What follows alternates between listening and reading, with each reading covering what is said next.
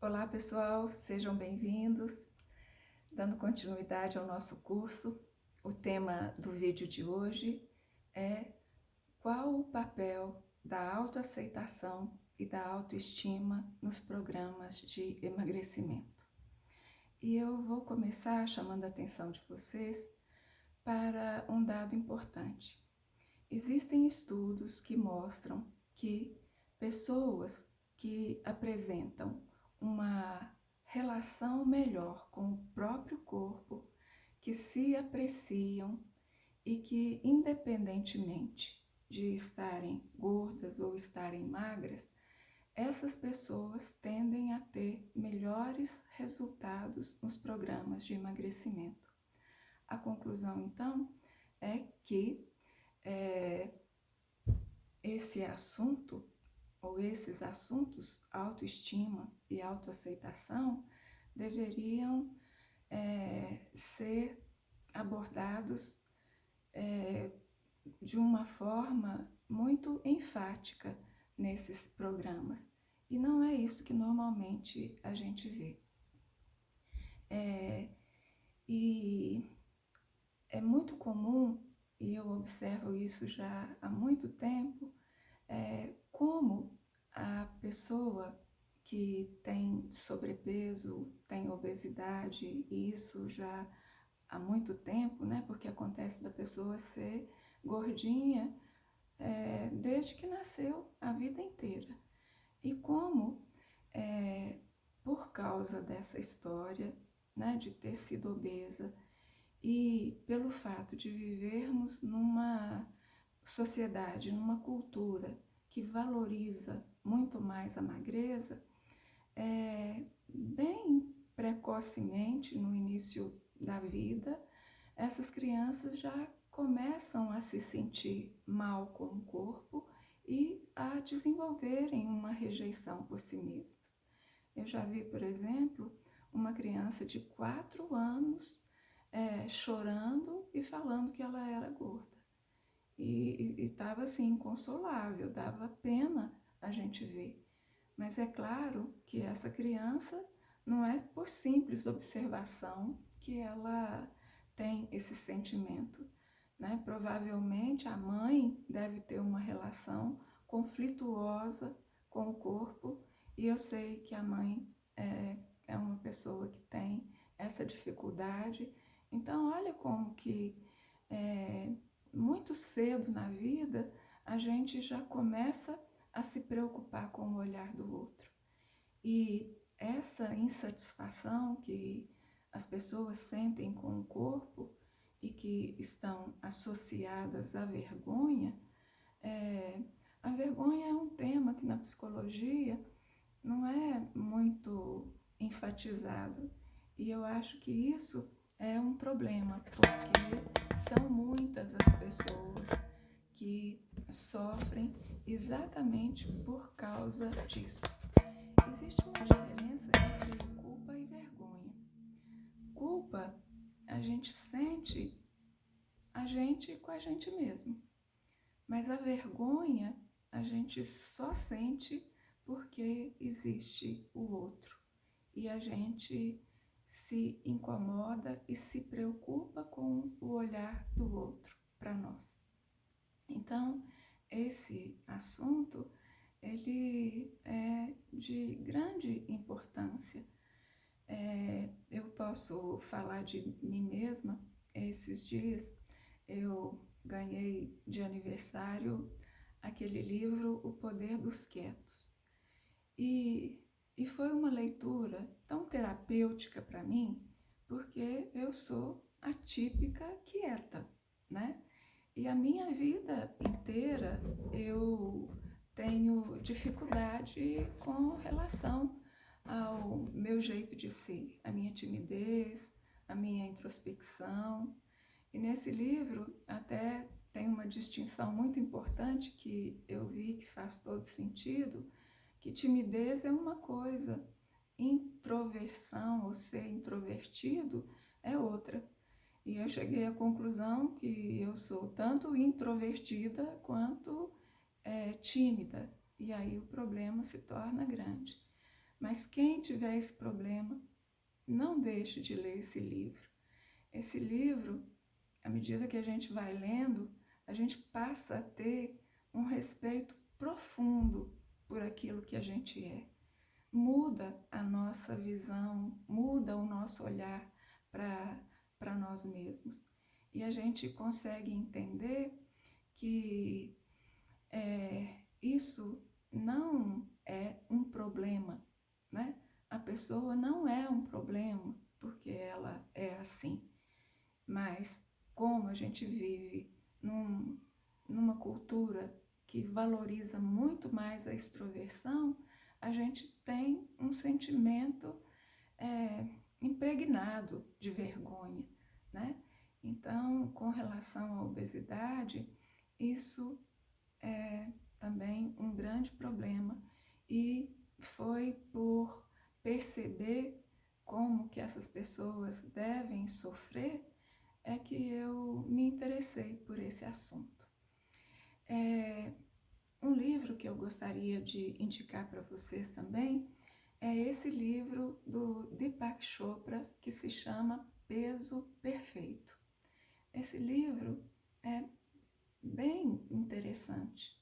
E logo no início, o Deepak Chopra diz o seguinte: todos nós conhecemos indivíduos que, embora possam não se encaixarem nos padrões convencionais de beleza, reluzem com o fulgor especial que é a expressão da autoaceitação. Quando você contemplar a ideia de fazer mudanças em sua vida, certifique-se que elas se fundamentam em uma base sólida de pensamentos e sentimentos positivos a respeito de si mesmo, e não em uma tentativa de viver de acordo com a noção de outra pessoa sobre como você deveria ser. O entendimento dessa distinção pode ser a diferença crítica entre o sucesso e o desapontamento quando você implementa um programa de controle de peso.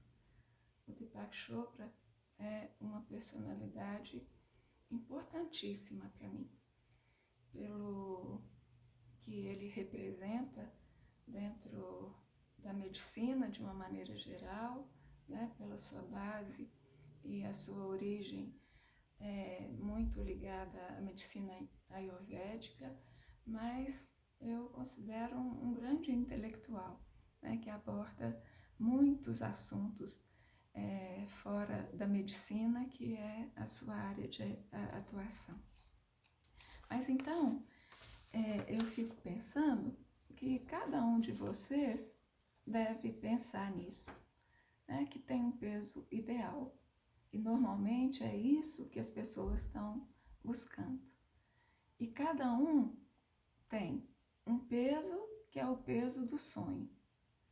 Mas é importante que a gente comece a pensar que existem vários pesos, mas que o peso que a gente deve buscar é esse peso perfeito e não esse peso ideal. Porque esse peso ideal é ideal para quem? Existe uma diferença entre peso ideal e peso perfeito. Cada um tem o peso perfeito para si mesmo. E uma pessoa mesmo pode ter, durante a vida, vários pesos perfeitos. O peso de uma mulher na menopausa não pode ser o mesmo peso de uma menina de 15, 18 anos, né? Por quê? Porque o peso de uma mulher que está na menopausa, o peso perfeito para ela, não é aquele, né? De acordo com o momento da vida que a gente está, a natureza nos faz acumular mais gordura ou não. Inclusive, tem estudos mostrando que pessoas que são muito magras, se elas adoecem de uma doença grave, isso é preocupante, porque elas não têm uma reserva se precisarem ficar hospitalizadas por um tempo maior, né? Então, ao invés de ficarem pensando nesse peso ideal, nesse peso do sonho, comecem a pensar em alternativas, né? Não é o peso do sonho, mas é um peso que eu fico feliz. Não é um peso que eu estou tão feliz, mas é um peso aceitável para mim, né? Agora, uma outra questão importante é se você é capaz de sustentar aquele peso. Uma vez eu fazia um programa do Pense Magro, que era presencial, e tinha uma mulher que já devia estar com mais de 50 anos, e ela insistia muito nisso, que ela queria ter o peso que ela tinha aos 24 anos. E a princípio eu tentei argumentar, né, isso que eu estou argumentando para vocês. Mas depois de um tempo, né, de semanas, ela insistia muito nisso, eu resolvi concordar com ela e falar o seguinte: você pode ter, você tem direito de querer ter o peso que você tinha aos 24 anos, mas só que você precisa saber e perceber se você dá conta de sustentar esse peso. Porque talvez você até consiga isso e sustente por um tempo. Mas às vezes o que a pessoa precisa fazer é tanto esforço que ela tem que fazer que a vida perde a graça. Então, isso precisa ser perguntado, né? Eu dou conta de sustentar esse peso que eu quero ter? Será que eu não vou ter que dedicar tanto esforço ou tanto tempo da minha vida a isso? Será que vale a pena, né? Bom, mas então, uma vez eu estava fazendo uma palestra e no final uma pessoa me perguntou assim: você acha que o que é necessário para emagrecer é força de vontade? E aí eu respondi o seguinte: eu acho que mais importante do que a força de vontade é a força do amor que a pessoa tem por ela mesma. Porque se a gente tem um amor genuíno por nós, pela vida que habita em nós, nós não vamos engordar e ir engordando sem se preocupar com isso. E se tiver que fazer um esforço para recuperar a saúde, para ter bem-estar, para estar bem consigo mesma, essa pessoa vai fazer, se ela tem esse amor por ela mesma.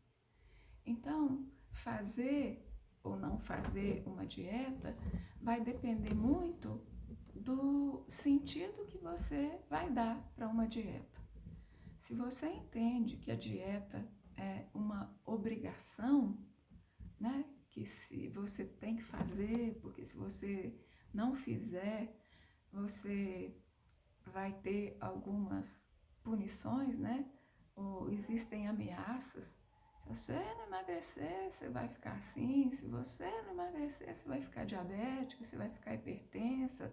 Esse problema no seu joelho vai piorar. Então, se as pessoas entendem que a dieta é uma obrigação, fica muito difícil fazer dieta. Mas eu posso entender que uma dieta é, na verdade, um compromisso que eu faço comigo mesma, né? E quando eu faço um compromisso comigo mesma, eu não estou fazendo isso porque eu tenho medo de punição. Eu vou fazer isso porque o que eu quero reflete aquilo que eu quero ser e aquilo que eu mereço ser. Então, se eu faço um compromisso e esse compromisso tem esse sentido, né? Fazer tudo aquilo que é preciso para eu ser o que eu quero ser e o que eu mereço ser. Aí, fazer esforço tem outro sentido. Mas tem uma coisa, a gente faz compromisso com coisas que não têm importância. A gente só faz compromisso com pessoas ou com coisas que são realmente importantes para nós. E se eu me rejeito, se eu tenho vergonha de mim, como é que eu vou fazer um compromisso comigo mesma? E é isso que eu vejo muito nas pessoas que passam anos da vida delas procurando emagrecer. Porque inconscientemente elas ficam, através do emagrecimento, procurando o emagrecimento como uma forma de se consertarem, porque do jeito que são, não é possível que elas as estimem. E aí a gente entra num assunto que é muito importante, que é a questão da autoestima. Se a gente perguntar para uma pessoa o que é autoestima, normalmente essa pessoa vai responder que a autoestima é você gostar de si mesma. Mas só que gostar de si mesmo é uma coisa relativa. Eu, por exemplo, se eu faço alguma coisa de que eu me arrependa e que eu ache que eu fui injusta, eu não gosto de mim naquele momento, né? Então, a autoestima não tem a ver com gostar ou não gostar de si, porque tem momentos que a gente não vai estar muito satisfeita com as atitudes que a gente tem, né? Mas é importante entender que autoestima é, na verdade, um julgamento que eu faço de mim. Então, a autoestima tem a ver com o reconhecimento do tamanho que eu tenho. Estima tem a ver com isso, né? Um valor estimativo, né? Ou aquele tem 200.000 pessoas estimadamente aqui, ou o comprimento é de estimadamente não sei quantos metros. Estima tem a ver com medida. E muitas vezes, quando a gente procura se julgar a si mesma, a gente não faz justiça ao tamanho que a gente tem. A gente normalmente se enxerga muito menor do que a gente é. Então, uma pessoa também que se sente muito maior do que ela é na verdade, tem problema de autoestima. Ela não está fazendo o julgamento adequado de si mesma. Então, isso é muito importante. Se eu, quando me julgo, me avalio, eu não reconheço as minhas qualidades, aquilo que eu tenho, as minhas conquistas, eu não vou me julgar adequadamente. E, logicamente, a minha autoestima vai ser baixa. Então, para que a gente tenha uma autoestima boa, a gente precisa entender que a autoestima é um julgamento e que esse julgamento ele pode ser justo ou não. E eu posso estar sendo muito injusta comigo mesma. Por isso, eu queria mostrar para vocês o que eu chamo do triângulo da autoestima. Esse triângulo da autoestima mostra alguns pilares, né, que a gente pode utilizar quando for fazer esse julgamento da gente mesmo, né? E existem 3 verbos aqui que são importantes para que a gente possa usar como referência para poder se julgar com adequação e com justiça. Primeira coisa, o julgamento que eu faço de mim depende daquilo que eu considero que eu sou e que eu reconheço que eu sou, porque não basta ser. Às vezes a gente mas a gente não reconhece que é. Então isso faz muita diferença, né? Quem sou eu? Muitas vezes as pessoas se julgam pela aparência. Tem gente que acha que tem que ter certas coisas, porque se não tiver, elas se sentem menos gente do que outras pessoas que têm, né? Então, o ser é aquilo que caracteriza a nossa essência.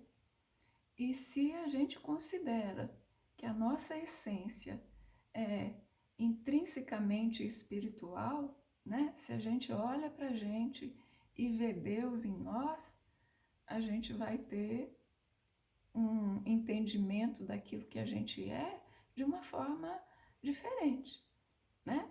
Mas esse ser também depende muito daquilo que eu elegi como valores para mim. Eu me sinto uma pessoa de valor ou não? Isso faz diferença, né? Então, quando eu vou escolher fazer uma dieta, chega num ponto de escolha que é assim, eu posso fazer ou eu posso não fazer. Se eu fizer, eu vou ter que fazer muito esforço, vou ter trabalho, vou ter até sofrimento. Mas se eu não fizer, eu vou sofrer do mesmo jeito, porque de um jeito ou de outro a gente vai sofrer. Na vida tem sofrimento, o sofrimento é natural na nossa vida. Mas eu posso pensar o seguinte: é muito melhor eu sofrer então no caminho que é coerente com aquilo que eu elegi como valor para mim. Eu vou sofrer, mas eu sei que eu estou no caminho em que eu encontro aquilo que é valioso para mim. E aí o sofrer já passa a ter outro sentido. E quando eu procuro um caminho que onde não estão os meus valores, eu me sinto escrava, eu não me sinto livre. Mas se eu procuro um caminho em que eu reconheço que é naquele caminho que está ou que estão aqueles valores que eu prezo, eu me sinto livre, eu não me sinto escravizado, nem obrigado a nada, né? O outro verbo é o ter. O que que eu tenho? Eu preciso saber o que que eu tenho. E tenho não em termos materiais só, né? No sentido amplo. O reconhecimento daquilo que eu tenho faz toda a diferença quando eu me julgo, né?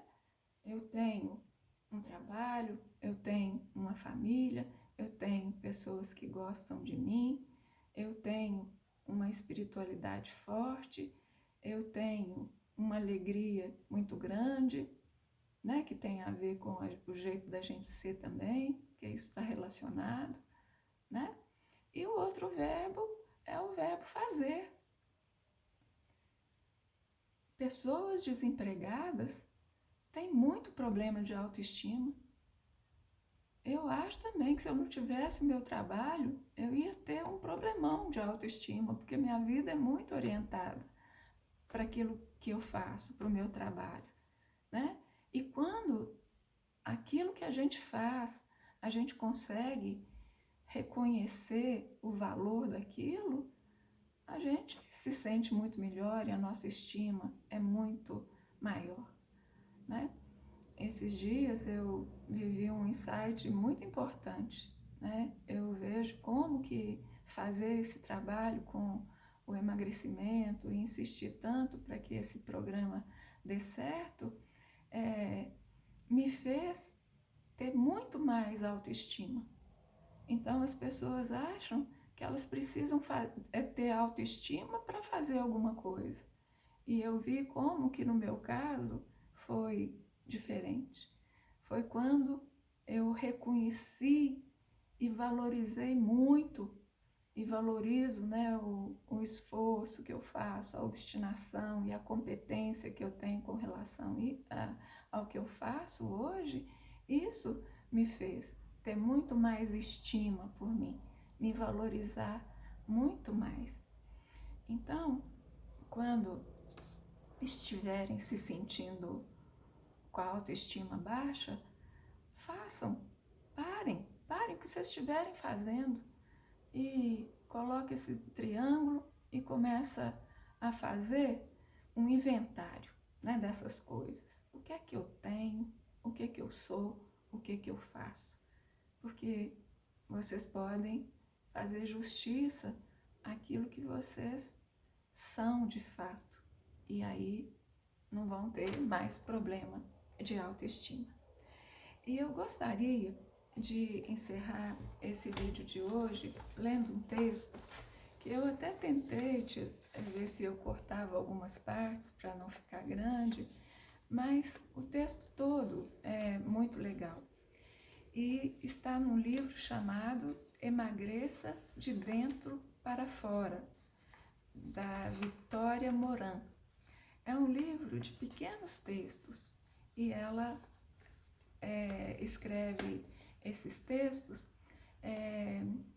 que são que mostram, né, a dificuldade, que ela também tinha essa dificuldade de emagrecer, e como que ela traz coisas bacanas para que a gente possa refletir e que a gente possa incluir, né, na nossa maneira de pensar, na forma como a gente pensa a questão do sobrepeso e da obesidade, o corpo, a nossa relação com a comida, né? Então é um livro que vale a pena.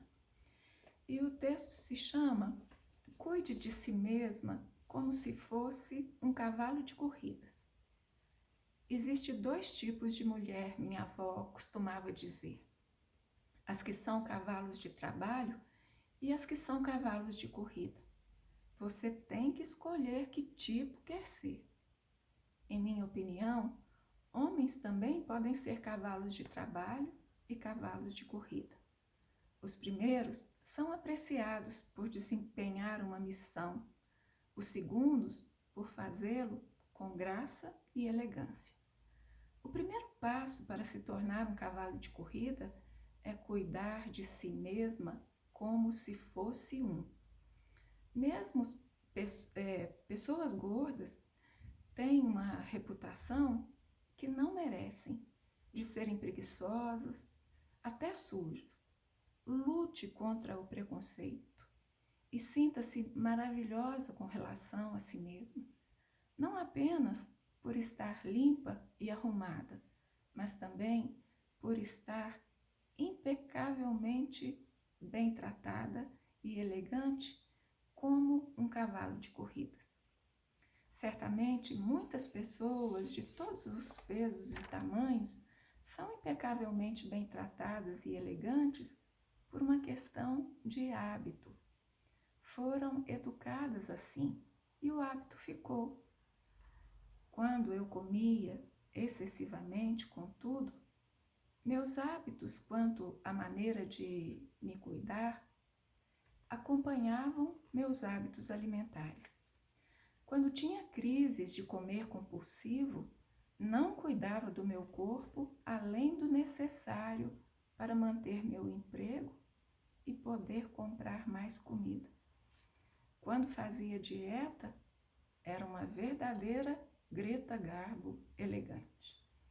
Isso era parte daquela mentalidade tudo ou nada, que com tanta frequência caracterizam um estilo de vida de comer compulsivo, alternado com fazer dieta.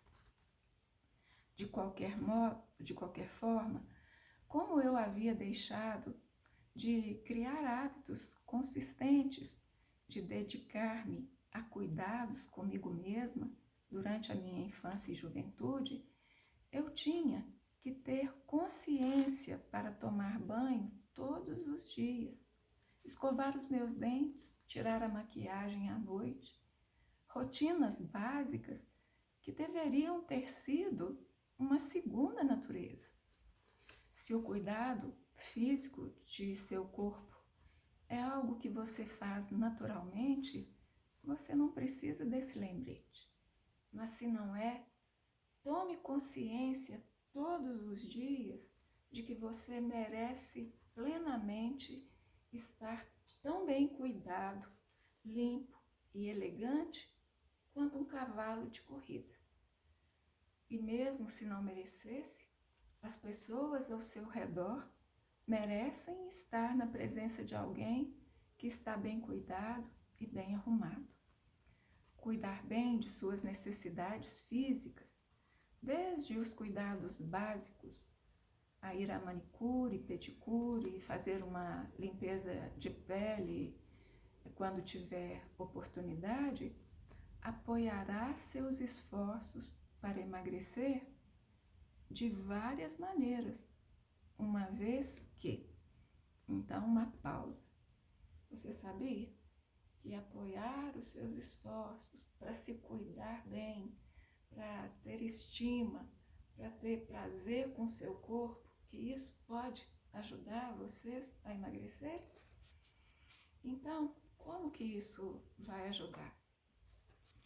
Isso ajudará você a ser amigo de seu corpo.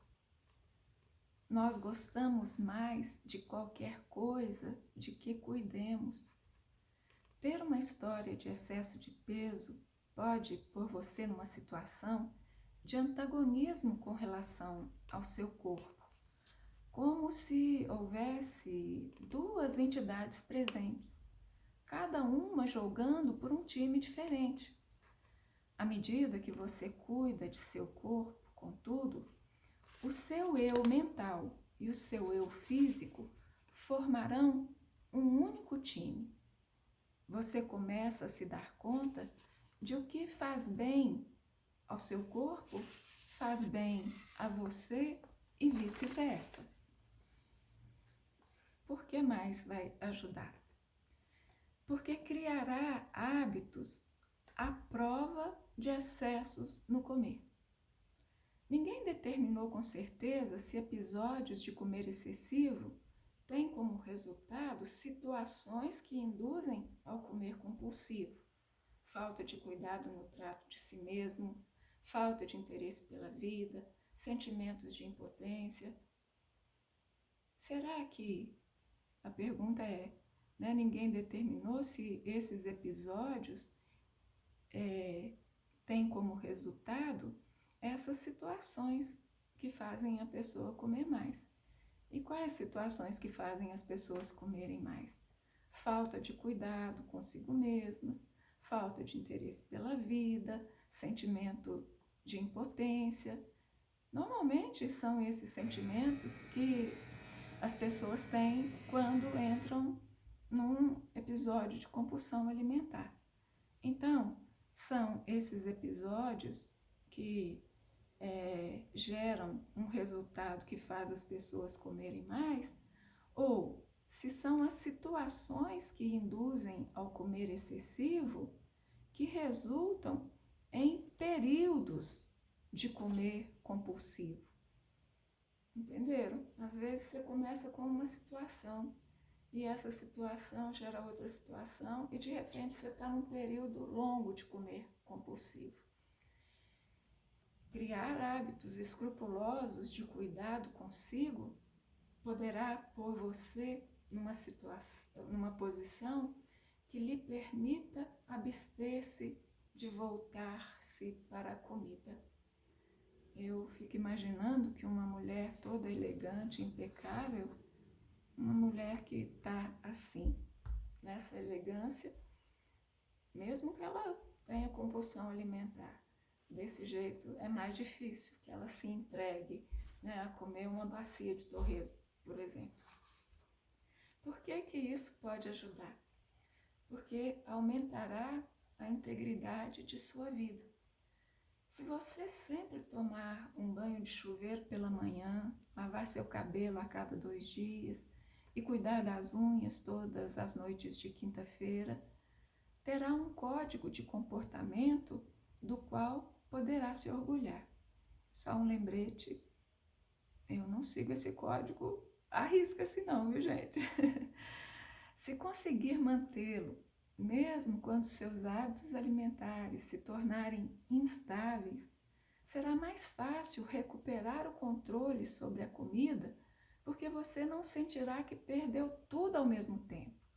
E se comer alguma coisa que gostaria de não ter comido, e mesmo assim tomar banho, lavar o cabelo e cuidar das unhas, é muito menos provável que esse deslize transforme-se em um fim de semana perdido. E para finalizar, dê presentes a si mesmo. Num período de ódio por si mesmo, tomar banho é uma tarefa desagradável. Num período de autoaprovação, é dar-se um prazer.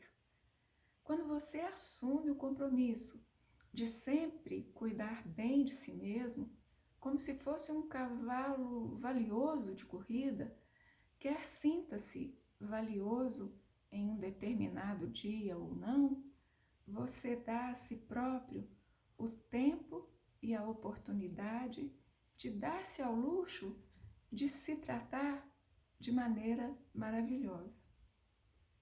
As seções de cosméticos de grandes lojas de departamentos não têm centenas de metros quadrados porque as pessoas precisam de creme para o corpo com perfume de uva, de loções para dar brilho ao cabelo, de sais de banho do Mar Morto, nem de sabonetes artesanais vendidos aqui. Essas coisas estão lá porque gostamos delas. São um luxo inofensivo que você merece ter o prazer de desfrutar de qualquer maneira que lhe dê satisfação. E enquanto eu estava lendo esse último parágrafo, eu fico pensando no sucesso que já alcançou empresas como a Avon, como a Natura, né? A Natura, por maior que esteja a crise, ela apresenta crescimento. Isso não é incrível? Uma vez eu vi um documentário que eu fiquei tão impressionada fizeram esse documentário com uma mulher lá no Amazonas. Ela vendia Avon e ela precisava entrar num barco e andar uma distância longa nesse barco para chegar lá num povoadozinho, longe de tudo, que não tinha bem dizer nada. E quando ela chegava com aqueles produtos, enchia de gente para comprar os produtos. As pessoas faziam encomenda para ela. Isso mostra o quê? Mostra o quanto a gente é sensível ao cuidado e à beleza. E mulher, então, parece que o feminino está ligado à beleza, né? A mulher, ela busca a beleza, seja nas coisas que ela faz, né? Do jeito que ela cuida da casa. Então, quando as pessoas, as mulheres, deixam de se preocupar com isso que é tão feminino, né? Esse cuidado, o autocuidado, o se tratar bem, o ficar bonita, alguma coisa aconteceu. E pode ser uma ferida que aconteceu, às vezes, precocemente na vida. Em algum momento do passado, você se abandonou. Tem um poema bonito da Cecília Meirelles que ela pergunta, né? em que espelho ficou perdida a minha face. É um poema bonito isso. Então, uma pessoa saudável tem esse cuidado consigo, né? Se não está tendo, é porque está deprimida, é porque tem muita vergonha e tem uma relação de ódio a si mesma, ao próprio corpo. Então, procurem se reconciliar com o próprio corpo. Pensem que nós temos um corpo, mas muito mais do que ter um corpo, nós somos esse corpo, né? Através do corpo que temos, nós podemos honrar a nossa ancestralidade, por exemplo. O meu nariz é o nariz da família, do meu pai ou da minha mãe, os olhos, né? Ou esse corpo corpulento, né? Grande, assim, corpulento é pleonasmo, né? Mas esse corpo grande que muitas mulheres têm e que é tão bonito e que muitas mulheres, infelizmente, se envergonham dele, mas ali, às vezes, está uma ascendência italiana, né? Daquelas mulheres que eram tão grandes, tão bonitas, né? Tão cheias de vitalidade. Então, pense nisso, faça as pazes com o seu corpo. Procure desfrutar tudo aquilo que o seu corpo possa te dar.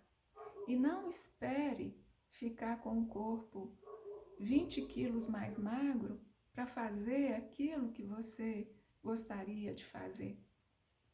Porque muitas pessoas pensam assim, né? E aí tem a música do Chico, quando o carnaval chegar, né? Só quando o carnaval chegar eu vou poder fazer determinadas coisas. E tem muitas pessoas que poderiam estar tendo um prazer enorme, desfrutando do corpo, do que o corpo nos proporciona, desfrutando da vida junto com as pessoas, mas estão aí tão acanhadas e vivendo vidas tão pequenas, né? Então, uma vez eu estava assistindo uma palestra, era uma palestra lá de indicaram e eu fui ler. Como é que é? O nome dele, ele recebia uma entidade, Calunga, me parece que é Calunga. E eu achei tão bonito ele falando assim, né, que ele tinha uma saudade de quando ele era vivo. Eu achei muito engraçado isso, né? Mas é pura verdade. A gente só pode sentir cheiro porque a gente tem corpo. A gente só pode sentir o toque de alguém porque tem corpo. A gente só pode sentir o gosto de uma coisa gostosa porque a gente está encarnado, está nesse corpo. Eu entendi, né? Tem gente que vai falar assim, não, ele é porque está preso à terra ainda. Eu não entendi assim, não. Ó, era o recado que ele queria dar, né? Vocês aproveitem muito enquanto vocês estão aí encarnados, porque quando desencarnar, não vai ter mais isso. Então vamos fazer as pazes com o nosso corpo. E até o próximo vídeo.